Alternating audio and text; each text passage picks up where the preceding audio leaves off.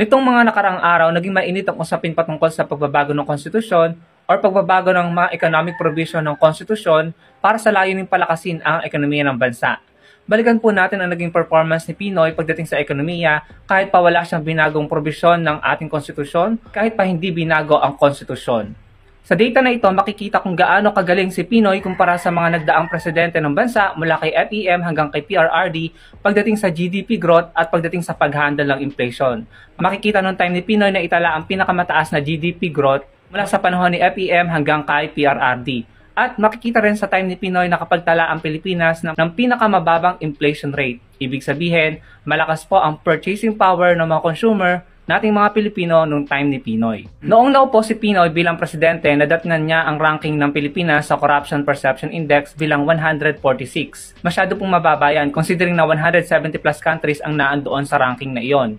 So kung iisipin, tayo po ay kasama sa bottom 50. Pero bago po bumaba si Pinoy at kung i-check niyo po ang kada taong naging performance ni Pinoy sa paglaban sa korupsyon, sa website ng Corruption Perception Index, makikita na sa kada taong panunungkulan ni Pinoy, naging effective ang kanyang reforma at naging effective ang paglaban sa korupsyon.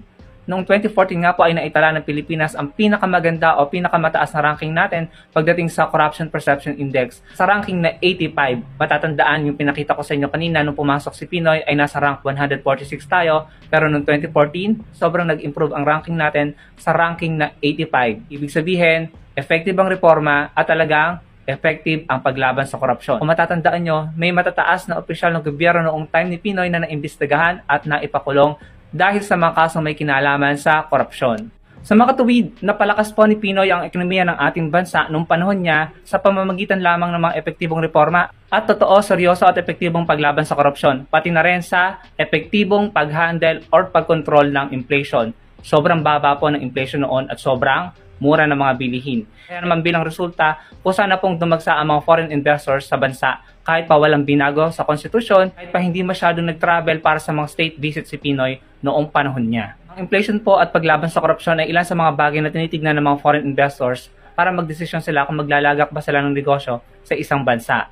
Kung matindi ang korupsyon o katiwalaan sa bansang yon, bakit sila mag-i-invest or maglalagak ng kanilang negosyo sa bansang yon? Panigurado, maaapektuhan ang kanilang negosyo. Kung mataas ang inflation sa bansang yon, maiintindihan nila na mahina ang purchasing power ng mga taong nakatira sa bansang yon. Bakit nga naman sila maglalagak ng negosyo kung alam nila na walang bibili or konti lang ang bibili sa mga ibebenta nilang produkto dahil mahina ang purchasing power dahil nga mataas ang inflation sa bansang yon. So ang epektibong paglaban ni Pinoy sa korupsyon, effective reform, at ang effective at magaling na pagkontrol sa inflation dahil sobrang mura ng mga bilihin noon ay ang mga bagay na natural na nakapagpahikayat sa mga foreign investors para mamuhunan sa bansa natin noong time ng presidency ni Pinoy. So wala po siyang binago sa konstitusyon, wala siyang binagong economic provision ng konstitusyon, pero tinagurian po tayong Rising Tiger of Asia. Yan po ay mismong galing sa World Bank. Kung may oras po kayo, pwede nyo basahin ang naging statement ni Motoo Konishi ng World Bank patungkol sa ekonomiya ng Pilipinas. Narito po ang ilan sa mga sinabi niya. Ayan po, take time to pause and read. A statement po yan ni Motoo Konishi na may kinalaman sa ekonomiya ng bansa noong time ni Pinoy.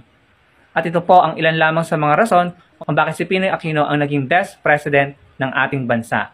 Ano pong masasabi nyo sa mga ibinahagi ko sa inyo? Sana po'y makapag-participate kayo at makapagbigay ng inyong opinion sa comment section below. Huwag nyo pong kalimutang i-like ang ating video at i-share para mas maraming makaalam at makapag-participate sa ating discussion. Marami pong salamat.